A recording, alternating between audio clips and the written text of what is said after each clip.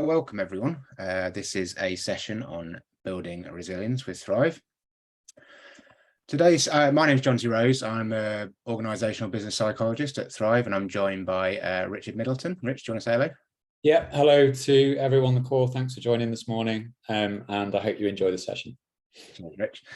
So today's session aims to leave you with some practical tools that you can use to navigate any changes you might be going through, and to build some resilience towards challenging circumstances that you might find yourself facing. In addition to the educational part of this webinar that I'm going to start with, Rich is going to give us a bit of a demo of the Thrive app afterwards, which will show you where to find more of the types of tools that I'm talking about, and also some other resources that can help you when you're looking after your own well-being. So let's get started.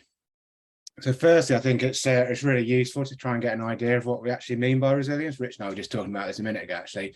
And it is a word that's sort of thrown about a lot, particularly in the work environment, and in some areas, I think it's got a bit of a negative connotation in some respects.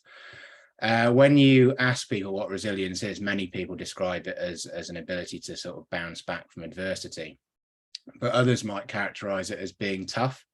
And they might say, you know, it's about putting your head down and getting on with things. And that is true to an extent, but where this type of thinking can be unhelpful is when you start to ignore signs that perhaps you need to slow down, maybe you need to take a step back, or you need to lean on your support networks. And it's important, I think, to make the distinction between being resilient and being tough, because for some people, the idea of being tough can actually mean sort of ignoring or avoiding uncomfortable feelings and perhaps behaving a bit inflexibly. And I think this idea is perhaps exemplified by the Japanese proverb that you can see there on the screen. You know, the bamboo that bends is stronger than the oak that resists. And I hope you all kind of know the sort of, you know, the way bamboo is used in the East, particularly for sort of scaffolding and things. It's incredibly strong material, very quick growing, but it's very flexible and very adaptable to the environment. And hence it's very strong in difficult weather conditions and earthquakes and things like that. So I like the sort of metaphor of the kind of the bamboo in this situation. So I think really resilience is about managing difficult situations skillfully. It's about noticing what's going on in the external and your internal environment and adapting as you go. So it's a way of recognizing when to change direction and even sometimes possibly retreat. I think it's important to think, you know, remember that as individuals, we're not superhuman. Life events can undermine and erode our well-being, and it's not really reasonable to expect ourselves to be okay all the time, or just to carry on regardless, nor to always be performing to the best of our ability. And evidence shows that if you do have high stress levels and low levels of resilience, it can increase your risk of experiencing problems with your mental health. The great thing to remember about resilience, that it's not a fixed trait. It's more like gaining a set of tools, techniques and coping strategies. So today we're going to look at some of those skills that can help to improve our resilience and hopefully leave you with something to take away. So what can we do to support ourselves during times of change, challenge, or when we're trying to build resilience to cope with stressful periods in our lives? The tools we're going to use today are not only relevant for the workplace context, these tools can also be used no matter what your working situation looks like, or for other challenges you might be facing at the moment, such as family or relationship issues. So firstly, I would like to introduce you to calm breathing. I think this is a great tool to have in your toolbox when you're navigating uncertain times or when you're really up against it. The great thing is that you can utilize calm breathing wherever you might be, whether it might be in a corridor between meetings, on the train, waiting for the kettle to boil, or in your lunch break, something like that. Deliberate calm breathing really helps to relax the nervous system as it brings more oxygen into your bloodstream. And as oxygen levels in your blood increase, the more relaxed you become. And the reason this happens is because this sort of calm breathing engages the parasympathetic nervous system, which is associated with eating, sleep, and rest. So times when your body and your brain recognize that you're basically safe. So therefore it can relax and not worry about the sort of stresses and threats in the environment. I think calm breathing is probably one of my favorite methods of reacting to stress, as it's very easy to do, anyone can do it. And you can use it anytime you feel that you're getting a bit anxious or you're starting to feel a bit overwhelmed. So I'm going to suggest that we try a bit of a little breathing exercise here. All you're going to have to do is do a few rounds of deep breaths. But as we do that, I just want to get you to do a little test on yourself as well. And you may have heard about this before, but as individuals, we tend to fall into one of two categories. We can either be described as chest breathers or belly breathers. So as we do this exercise, I'd like you to kind of check which category you are in, and then we'll do a little poll afterwards. And in order to check whether you are a chest or belly breather, the thing to do is to put one hand on your chest and the other hand just below your rib cage. So yeah, just sort of on your abdomen sort of area.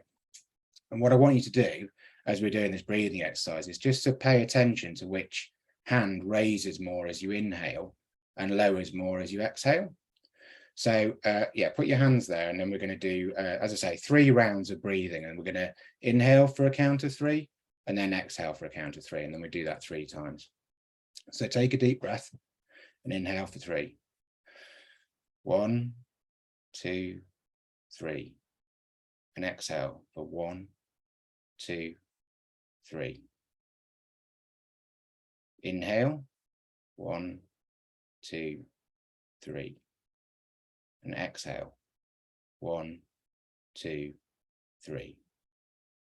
Inhale, 1, 2, 3, and exhale, 1, 2, 3.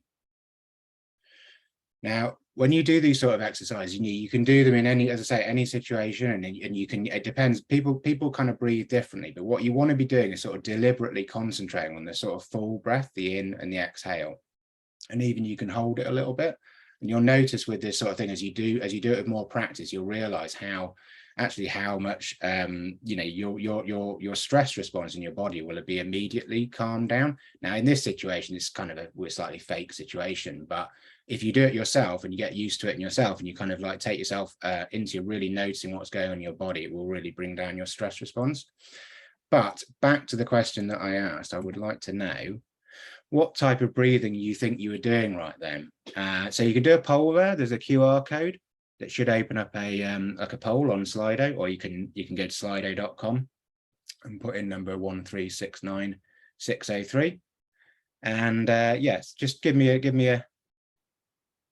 okay, I get some responses there. Chest 60. Ooh, belly 60 now. 25 responses. Excellent.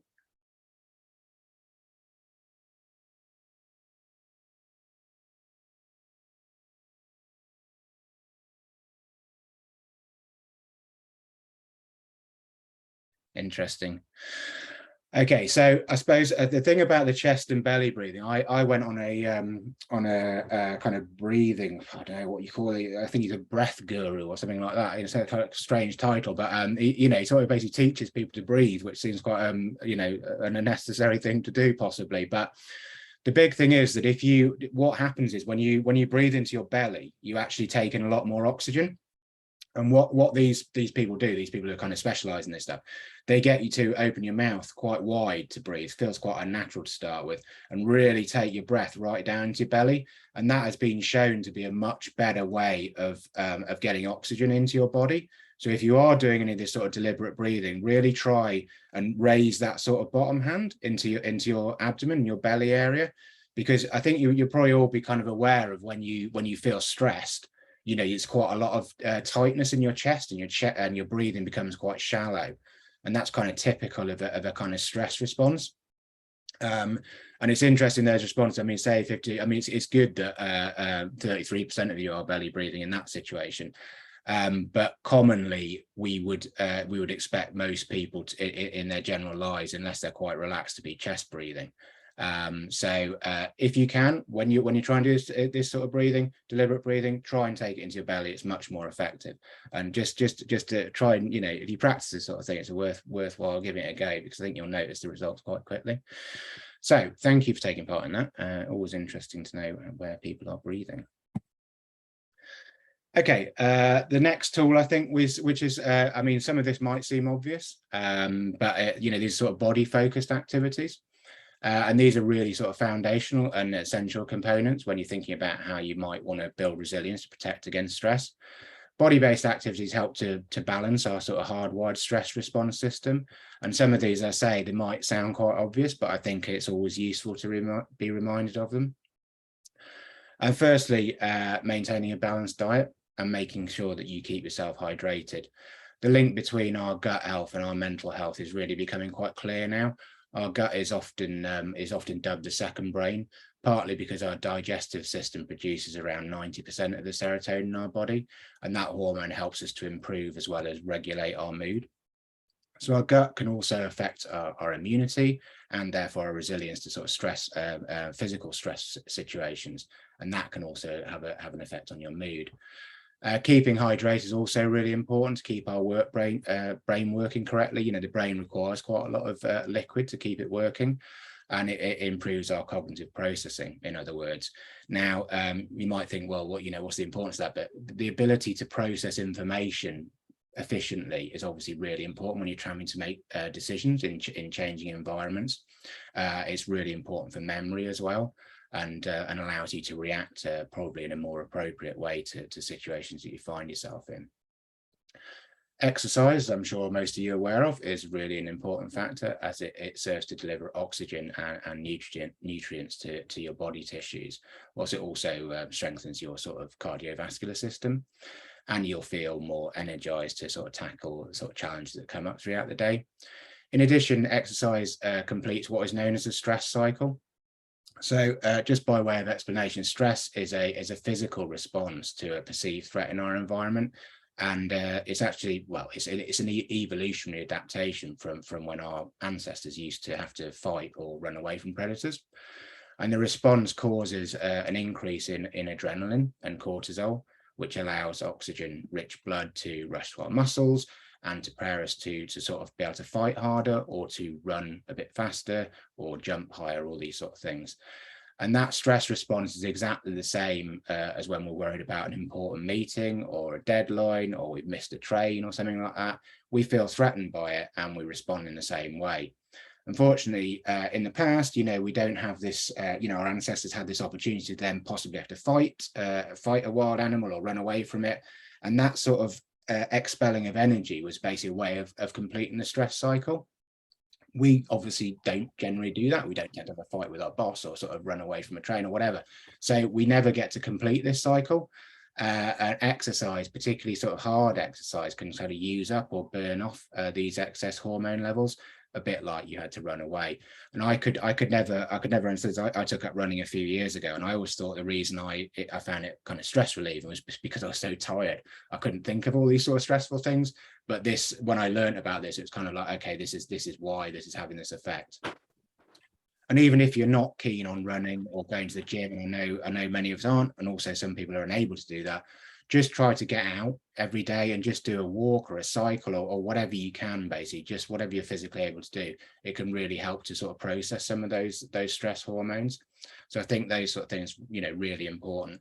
Other things on there, limit caffeine and alcohol intake. I mean, I know, sometimes we all have a bit too much to drink or drink too much coffee or whatever, but these things can really sort of like ultimately physically improve your sort of stress response. So yeah, really important to keep an eye on this stuff. Right, the third strategy, which we're going to call sort of meditation strategies, and these strategies can really change your brain. There's some research done by a researcher called Sarah Lazar and her team, and I think there's often a lot of misconception around meditation and mindfulness. Many people seem to think that when we say the word meditation, they need to go and sit in the dark, maybe with some incense and cross your legs and do a bit of chanting maybe. But this just really isn't the case. It's not always the case anyway. There's loads of different forms of meditation that you can use regularly. Meditation and mindfulness are fundamentally a range of techniques that help you to focus on the here and now. So for some people, that could be something as simple as cooking, and that can be used as a form of meditation. Perhaps you might use going for a run or going for a walk in nature in the forest or something like that, and use those opportunities to really observe what's going on around you and through your senses. Personally, I use a form of meditation called transcendental meditation, which focuses on silently repeating a word. But I also use mindfulness, particularly when I'm facing challenging situations that I might find stressful, in a day-to-day life. I mean, this mindfulness does not require you to sit still. You can do it anywhere you are, in just for a few moments. But what all these methods are trying to do is to raise your awareness of what's going on right in the present moment, rather than what I would term sort of time traveling in our mind. So when you sort of think of the future and the sort of anxieties associated with future thinking, so you're time traveling to a potential future outcome, which can be useful, but it can get out of hand. Or you could be time traveling to the past to sort of regret, and that's the kind of sort of negative rumination, that sort of thing. Mindfulness, meditation, they bring you to the present moment, and so allow you to kind of get a bit of perspective on these two sort of things, and kind of bring you into your body, which is inevitably always present. I think a real common concern with people is that they don't have time to do this every day, but there's really a couple of quite important things to recognize here. Research has shown that people who practice meditation, even if it's for like 5 minutes a day, are a lot more effective in day-to-day tasks. They make less errors, and so they have this kind of like this better focus really on what's going on. And it's worth, I think, if you're trying to take up a habit, any habit, but if you're trying to take up meditation, for example, try to link it to something you do every single day, and start making it a habit that way. We call this sort of habit stacking. So, for example, you might obviously we all wake up in the morning every day. That's when I do my meditation. I do that for sort of 15-20 minutes just when I start the day.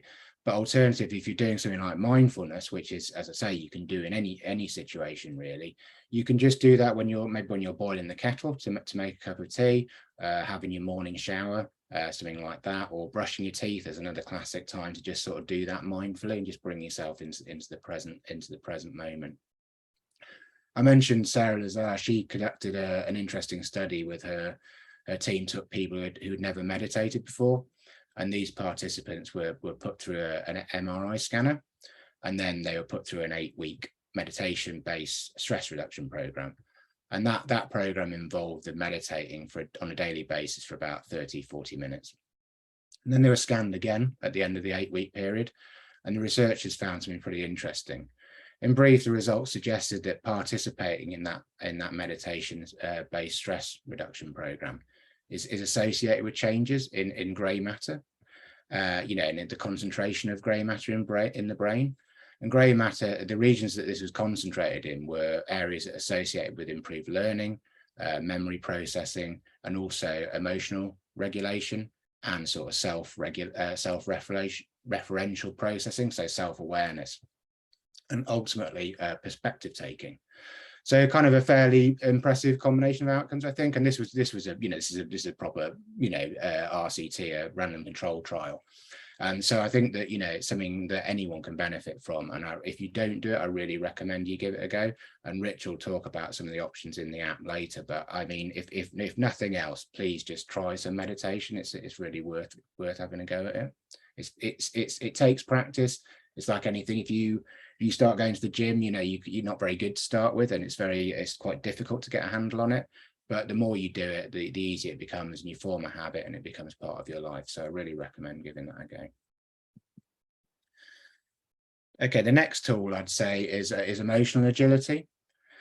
And some of you might be familiar with this concept, but for others, emotional agility refers to being able to experience a full range of emotions without fear or avoidance.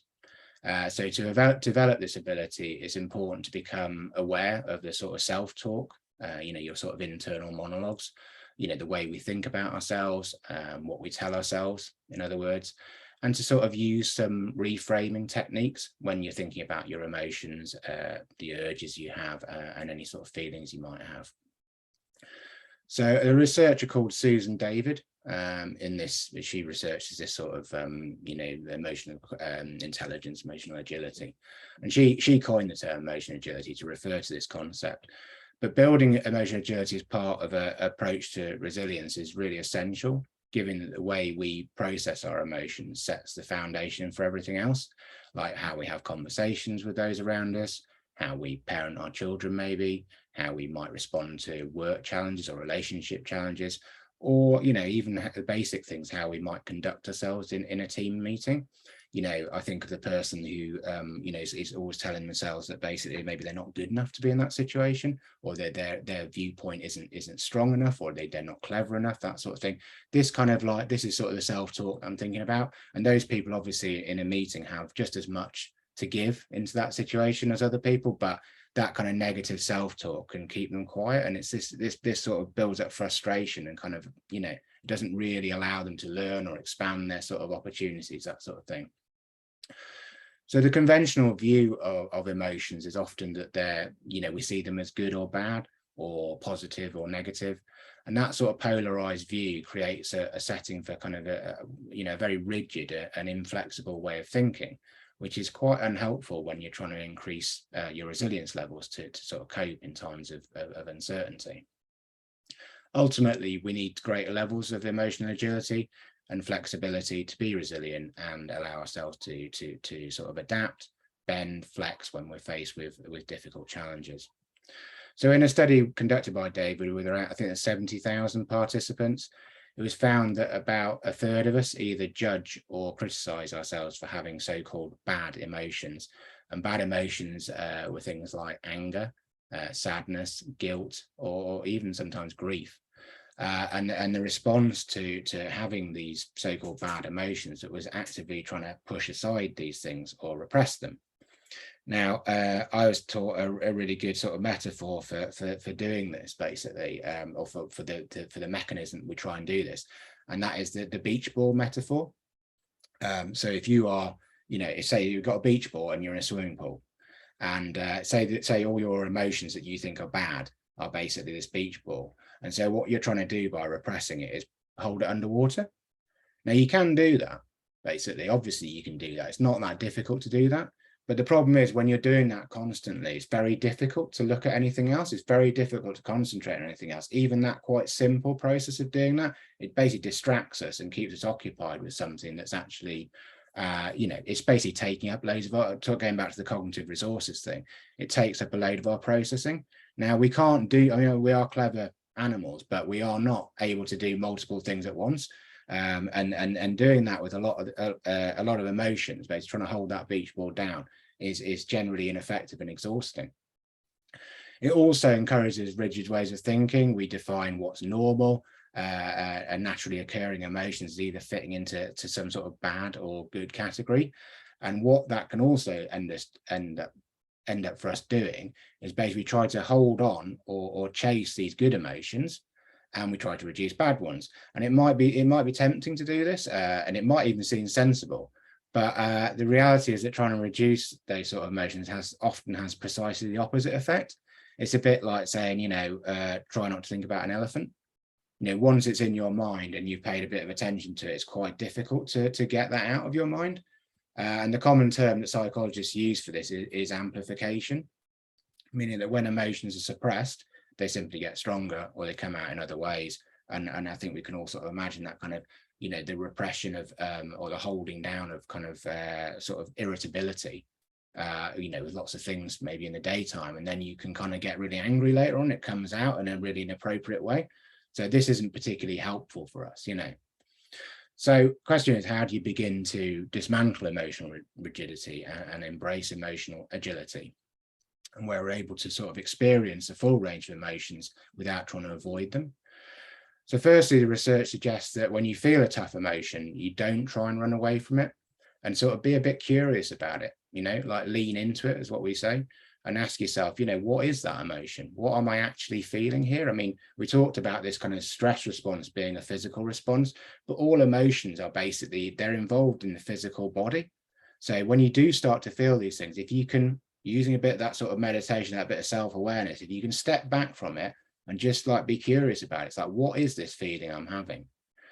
And often we say things like, when you're talking about emotions, you kind of use the term, I am. So you say something like, I am stressed, I am upset, or I am angry. But when you say like, I am, it kind of makes you sound as though you are the emotion. But we all know that emotions come and go. We're just vessels for those sort of feelings. So, there's another metaphor that they're just kind of like visitors to your house. So instead, you just try to notice the emotion for what it is, and try to change your narrative to something that's a bit more maybe helpful, a little bit more, giving it a little bit of distance. So you say something like, you know, I am thinking that I am disappointed, you know, and that sort of like just that little bit of distance can create a kind of like, okay, you know, I am not my emotions. It's something that's coming and going, and it will pass. And if you can do that with practice, you can maybe go another step further and say things like, you know, think these things to yourself like, I notice that I'm thinking that I'm disappointed. And I know that sort of sounds unnatural when you say it like that, but we know how powerful language is in terms of how we perceive things or how it creates our reality. And so doing this sort of processing, it's kind of like it gives us a little bit of space, and it kind of detaches us slightly from identifying ourselves with what our emotions are. And it can accept them as just sort of temporary states to be aware of, be curious about, and just experience them for what they are. And I'm not saying for any minute that this is easy. It's really difficult. I've been doing this several years, and it's difficult, but it takes like I say, going back to the gym example, you know, you need to practice these things to get any good at them. Anything, you know, if you took up dancing, you took up golf, you took up like, you know, whatever, football, anything, you're not good when you start, but you get better at it. And I think, as I say, that sort of reframing, the sort of emotional agility, it really ties in well with the sort of mindfulness and meditation thing. You know, the more you practice mindfulness, the more you become aware of what's going on, how you're feeling at the time. You're not caught up in this sort of, you know, time travel of future thinking, past thinking. And I really think if you kind of try and do those things in conjunction with each other, you'll you know, it won't be immediate. And it's difficult, and you'll need to practice it. But I do honestly think you'll feel, you know, you'll experience results within a fairly short time. And then you're just a case of practicing and keeping it up. So again, a really important technique. Right, another tool using this. I think it's quite a nice one to use in the workday actually, which is we call it like the crisis to thrive scale, or crisis to excelling really. And it's helpful to kind of do regular check-ins with yourself and your team if you're at work. And it's kind of essentially it's like a mini sort of pulse check, I suppose. And you can just fill it in, you know, in your mind when you determine, you know, you can determine where you're sort of sitting on that scale. So if you're in the crisis zone, you might be experiencing quite severe anxiety or low mood. You might be feeling quite exhausted. You might not be sleeping well. You might even experience physical things like weight loss or gain or something like that. If you're on the other end of the scale, you find yourself in the excelling zone. You might be feeling really energized with what you're doing. You might be experiencing, if you're at work, if you're familiar with the term, the flow state. So, you know, you're really engaged with your work, you know, time flies and you're really sort of immersed in things around you. You know, and hopefully, you know, we've all experienced that, whether even with a hobby or something like that. So that would be kind of a really good example of the sort of excelling state. And you'll also kind of feel in those things, it's a bit like, you know, you feel like you're achieving your potential. And I think it's I know it's really simple, but it's a good way to kind of check in with yourself. But also if you're a manager or if you're a colleague, you know, make sure that you know how things, you know, it's good to kind of get some awareness of how people are in the daytime, and it helps you to sort of navigate what you're going through a bit more effectively. You know, in terms of managers and line managers, I do a lot of training with sort of line manager level, and I think like with these one-to-ones, I know they can become a bit like sort of routine. But this sort of checking in is just a really simple way of doing that. You don't need to do it just at one-on-one times. You can just check in with people whenever. And I think as a team thing, it's a really useful technique. And this also, I think this kind of checking in, this sort of one-to-one with other people and sort of teamwork, I think it leads on probably to what I think is possibly the most important and often overlooked tool in terms of resilience. And that is connecting with other people. You know, the support of people that are closest to you really should not be underestimated when it comes to resilience. And I've got a good example of a research project, which was, I think it's probably the, if not the first, it was definitely the kind of the piece of research that really sort of focused on resilience the most. And it started back in the 70s by a researcher called Emily Werner, and she wanted to do she wanted to do some research into how upbringing and tough upbringings, the effects of that on adult outcomes. So children growing up in quite difficult situations, how did that affect their future prospects? And she chose to do this in Hawaii, which you kind of think Hawaii's like, you're thinking about surf, beaches, all this sort of stuff, but there's actually a lot of poverty in Hawaii, and particularly there's an island called Kauai, and that's where she did the research. And what she was going to do was she was going to do like what we call a longitudinal study, so it's like a 40-year study. And so it started in the 70s, I think. And she went into this a very impoverished community, and she selected her participants and then followed them for the next sort of 40 years to see what happened to them, see where they ended up in life. And as I say, they were incredibly poor, not great education systems, not a lot of in terms of prospects, that sort of thing. So these people did not have a great outlook, really, did not have the best opportunities anyway. Anyway, she did this study, and as you might expect, some of these kids went into adolescence and basically became like juvenile delinquents. They ended up in various drug rehabilitation programs, homeless, prison, the things I suppose in a cliched way you'd expect might happen to a lot of people brought up in that situation. But part of her numbers of participants, there's hundreds of participants. She studied a big community. Some of them ended up becoming sort of lawyers, teachers, council members, all sort of high importance, high value members of society that were kind of, charity workers, things that you would think that bring real value into community, and she was kind of like, well, this is quite strange, because she couldn't work out, there was no sort of personality. When she went back through and saw like the person, she'd done personality, all sorts of tests on these kids. And there was no she couldn't find an underlying sort of trait that seemed to distinguish why some of these people just seemed to thrive in even terrible situations. And so she kind of said, well, this is resilience, I don't know why this is resilience. Anyway, as she went through her research, she found that the big defining factor of why some of them thrived and some of them didn't was the support networks they had, and whether when they were asked questions about, could you talk to people? Do you think you can rely on people? Have you got people to turn to? She found that all these people who had thrived had these various people, and these were quite informal connections. Some of them were mentors, some of them were pastors, some of them were neighbors, whatever. But this was the defining feature of why these people were resilient, that she sort of coined this sort of phrase about it. And so I think this really sort of like comes to the crux of this thing. If you have people that you can rely on, then you basically have a bit more resilience. You've got people to talk to, you've got these sort of things that you can rely on. And it's easy, I think, when we are struggling to think that we might be being slightly stupid, or we might feel like we're getting embarrassed. I might say to Rich, I'm feeling a bit like, it might make me feel like I don't want to reveal something about what's going on for me, because I worry that Rich might think, well, come on, mate, pull yourself together, sort of thing.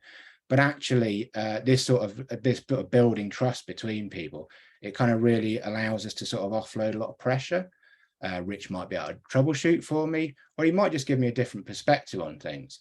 So I think it's really important, if you find yourself not sharing what you're worried about, if you're having sort of like challenges that you think like, it only applies to me. I think it's really important to, going back to the kind of self-awareness thing, try to sort of ask yourself, if someone asks me for help, if Rich asks me for help, am I going to be too busy to listen to him? Am I going to think less of him? I'm not going to judge him. I'm going to sort of try and help him. And I think that generally we are social animals. This is how we've become so successful as a species. And I think it's really important to try and remember that. We often set ourselves quite high standards, that, higher standards than we'd expect someone else. So I think it's really important to try and remind yourself of that. If you do feel like a bit of a struggle going on and you think, I'm keeping this to myself, we know that from evidence that the most important thing in terms of like mental health, well-being, all this sort of stuff is basically, our ability to seek help, and our willingness to seek help is really a crucial stage in that. And I speak for that as a personal thing, but I think, you know, we can all sort of recognize this in other people who have struggled. So yeah, as I say, of all the things, you know, really, you know, if you do feel like you're struggling, if you feel like you're overwhelmed, definitely try and talk to people. If you don't have people in your immediate network that you feel you can do that with, you know, there are always professional organizations, you know, there's charities, there's Mind, there's people like that, and they will listen to you. And you know, it's really important to reach out to people. Right, well, I'm going to hand over to Rich now to find out some sort of more like practical activities that are available in the app, and many of them tie into what I've been talking about so far. But if you do have like burning questions now, if you put them in the chat, and now I'm going to get a chance to look at the chat, so and then I will be able to like answer them at the end of the session when Rich is finished, and we can have a bit of a chat about that sort of stuff. Cheers, John. Yeah, I mean, just capturing some of the messages that came up whilst you scroll up and catch up. There was a focus on being out there in nature, which I think has particularly resonated with people in the pandemic and moving forward. That's something that I find personally very helpful when I'm trying to take myself away from kind of worrying thoughts that tend to be future focused events, right? Things that might happen, things that might unfold on the horizon. And I think whatever that method is for you to sort of focus yourself in the moment, and you highlighted some of those practical techniques. There was a message in there about gratitude as well. And there was a message in there about these techniques or these things, these healthy, if we want to call them healthy strategies to support our well-being, being a bit effortful. And there is a degree of effort, right? In supporting yourself, but some of these techniques are quite easy to grasp. And once we have them, I guess the challenge is ingraining them in sort of everyday life and building a bit of resilience outside of those times rather, when we're really feeling challenged. And it's kind of the messaging when we're talking about promoting the app within organizations. Yes, we do see naturally people gravitate towards the app when they are struggling. Yeah. But there's also individuals where you want to build tools and know-how ahead of those challenging times, right? So it's not a case that, okay, well, you know, this is not for me, because we're all going to have to ride out the sort of challenges that the day poses to us, and some of those are more challenging than others. Definitely. Just to go to that thing about the effort thing, I totally agree. I totally appreciate that, and I think that's okay. So I was once told, you know, like you know, that we find things difficult when they matter. Right, you know what I mean? It's like it's easy, you know. This is to do with like strategies and coping strategies we might choose to use, but it's that thing, you know. Life can be uncomfortable, but that doesn't mean that it's like that can be the most important things. And I think if again, you know, if you can take that perspective, you can look at your life and look at the things and the most challenging things you've had to deal with. Sometimes some of the hardest things actually reveal the most to you and become the most important things to you.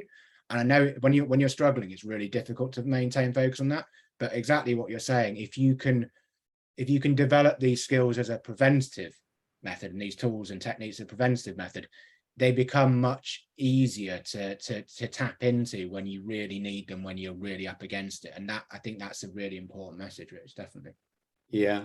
Before we dip into the slides, when I was doing a bit of prep for this, what actually struck me was the breadth of definitions of resilience and what that means to different people. And you kind of alluded to it at the beginning, and quite like that vulnerability equals strength. Yeah. Because, you know, through lived experience and people that we tend to talk to, you know, some individuals tend to be more affected by certain situations, but from my experience, there's quite a lot of resilience and mental toughness and strength in individuals that are feeling challenged, because they've had to get used to dealing with those sort of unwelcome thoughts, intrusive thoughts, etc. So yeah, and another thing that I quite liked about this sort of notion of resilience was that it can kind of exist on a continuum. So it's not that it's present or not in an individual. It might be certain situations where, I don't know, maybe I'm better at dealing with stress at work than I am better at dealing it in my personal life, in relationships.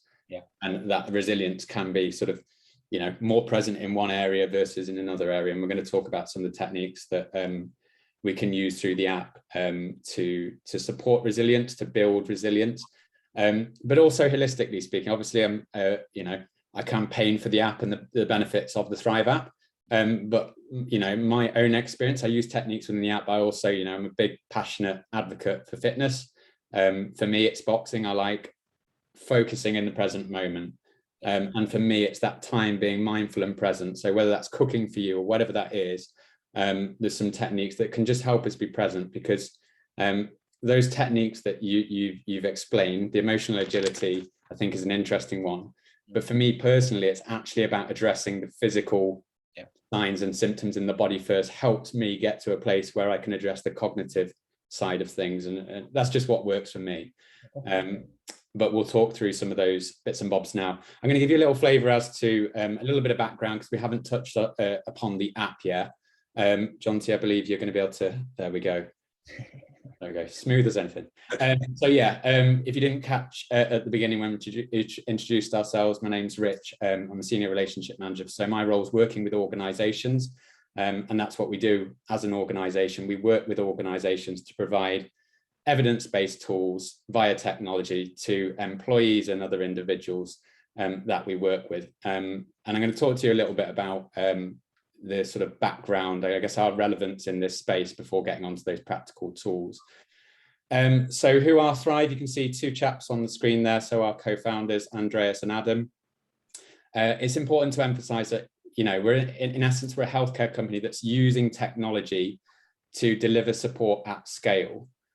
So we've not reinvented the wheel here, but we were one of the first sort of companies in this area, setting a trend for digital mental health support. Andreas and Adam, both practicing clinicians, saw and witnessed through their own experience in healthcare settings of individuals that were presenting with sort of serious mental health conditions and quite complex cases. And the thought was that we can get to these individuals earlier, empower them to build awareness of the challenge in the first place. And I'll talk to you about how the app does that. And then give people practical evidence-based tools to manage their mental health. And that's really the sort of impetus around removing traditional barriers of access to mental health support for individuals, and why Adam and Andreas rather, started the organization back in 2012. So if you can click onto the next slide, please, John T. So hopefully some of you are familiar with our app. It's Thrive Mental Wellbeing. And I've spoken to you about our basic sort of premise of why we sort of created the app, if you like. It's important to know that on an individual basis, everything that you do within the app is confidential. That's very important for us to get across that message. So if you're working with an organization, you can use the app in the knowledge that what you're doing is confidential to you as an individual. From an organization perspective, for people who are interested or perhaps buying this or responsible for procuring these tools on behalf of their organization, we do provide aggregated anonymized reporting so we can understand some of the stresses that people are experiencing within the organization. But on an individual level, it's confidential for you to use. Within the app, there's various tools and techniques. It's an intuitive tool, so I'm not going to explain all of them in detail, but we will, in the short video that we have, I'll talk over some of the sessions that particularly help build resilience. But the tools within the app, we do detect challenges early. So what I mean by that is, I think there's a stat that says on average, someone waits 12 months before they speak to someone about a mental health challenge. Obviously, in that time, what might be a mild presentation of a condition, anxiety, can get more serious and develop into a moderate to severe presentation. So what we do is we use clinically validated screening tools within the app to screen for conditions and for stress, so that we can build awareness of the challenges that we're facing. And then the app essentially prescribes tools to that individual in the form of goals to do, which are sessions within the app.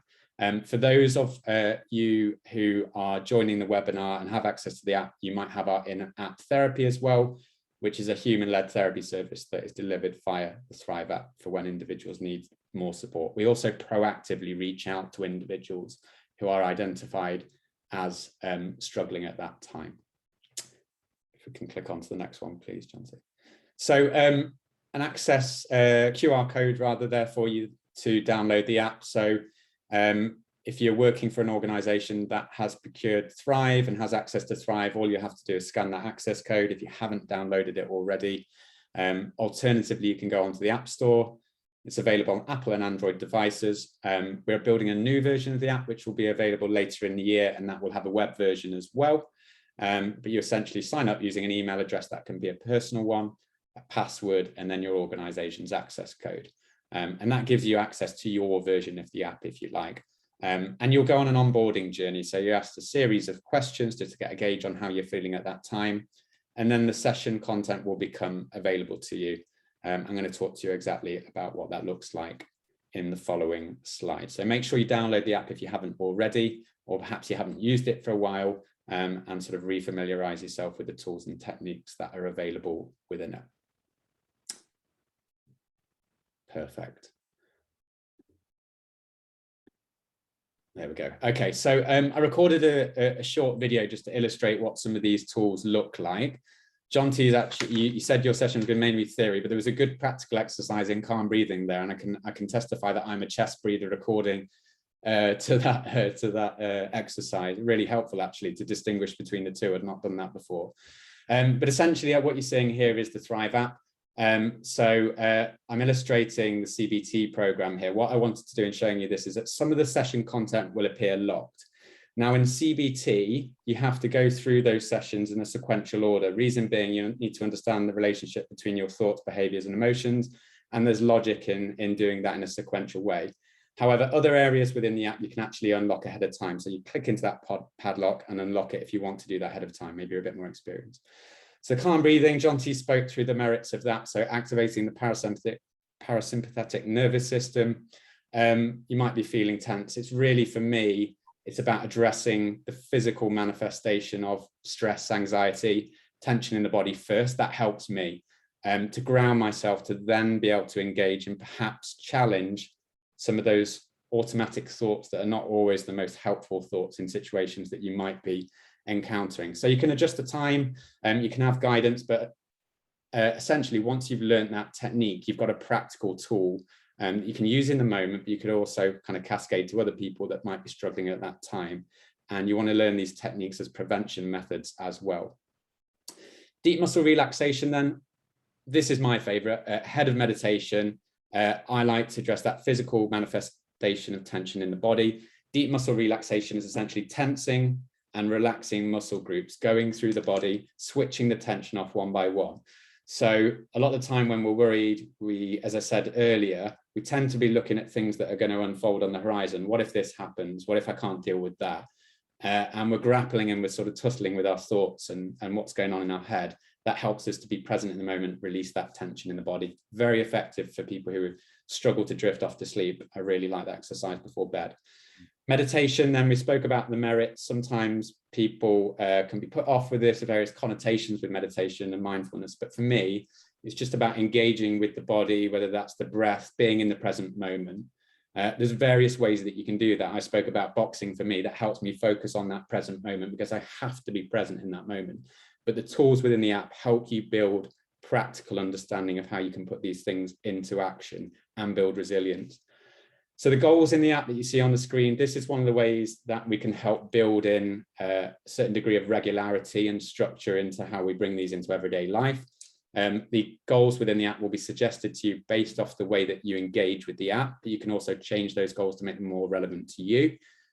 And also what you're seeing here is the ability, perhaps you are struggling to a bit of a more of a degree where you need some support from one of our therapists, and you can do that if you have the therapy option within the app. If your organization has that active within the service that they provide to you as employees or as users of the app. So there's lots of techniques within the app. We don't have the time, and it's not the best use of time to explain every single technique to you, because it is about going in there and understanding what works for you as an individual. We all have different experience of our mental health at one time. And as I said earlier, for me, that thing about resilience, not necessarily being static, something that we can work on, something that we can build, and actually you might have more resilience in one area and maybe it's slightly less in another area, and something that you can actually build on with those tools and techniques that are available to you within the app. So do download the app. If you have, if what you've seen is of interest and you're not currently a client of Thrive, there's a way to get in touch with us on the screen. On the QR code, you can contact us if there's anything more that you'd like to know about what you've heard today. But that's really my slot on the session. So I hope it's been helpful to see some of those techniques within the app. And I'm going to go back now into this chat to see what's happened whilst I've been talking, because I imagine there's been hopefully a few questions. I'm going to start here. So there's one around, I think it's from Andy. That's a good question, and I've had that several times. So it's this question around whether technology and apps are good for mental health. I think it depends what the app is trying to do. And so for example, with our app, we're designing it to be effective, not addictive. And there's many services out there and apps that will be, they are, WhatsApp's one of them for me. Trying to it's easy to be distracted, engage with that. Is it necessarily healthy for me to engage with that as much as I probably do? Probably not. But what we're trying to do here is give people tools and empower them, and technology for good, essentially. So I would say in this case, yes, but I understand your question there, and I think there's a limit to, it's probably evident by the amount of questions or comments around people's enjoyment and getting out there in nature.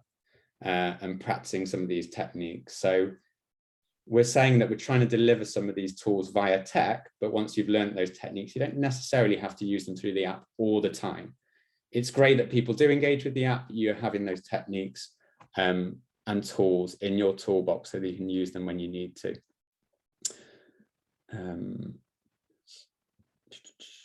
Just having a look, John, see if there's anything else, which is I'm just looking at Sasha's question, actually.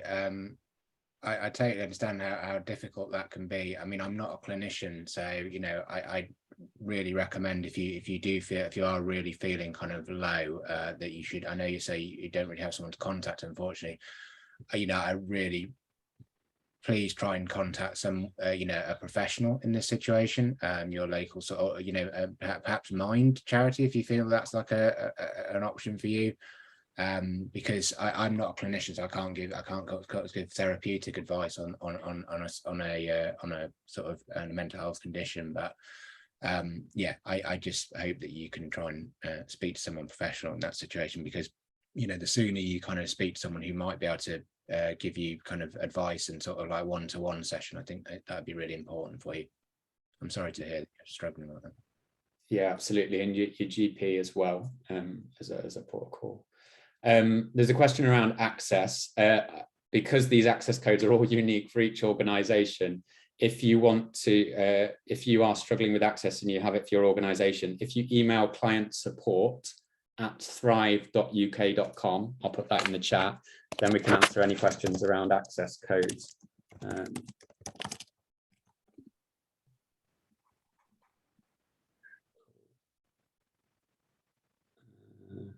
Couple of questions around access codes and some different comments about different techniques. Yoga, for example, something I'm looking to take up, actually, if anything, just to help with flexibility these days. But some good comments and different tools and advice that people have for managing their wellbeing and building resilience. There's a question from Greg around the chat function, a live call or just text. Yeah, it can be. So initially that consultation or sort of a engagement between the user and the therapist is via text. But once it's been established that there's been a triage conversation and we've assessed needs, that can be a video call, it can be a call, it doesn't have to be text. I hope that answers your question. Cool. Okay. Anyone else got any questions? It's a nice lively debate anyway. Not a lively chat anyway. Yeah.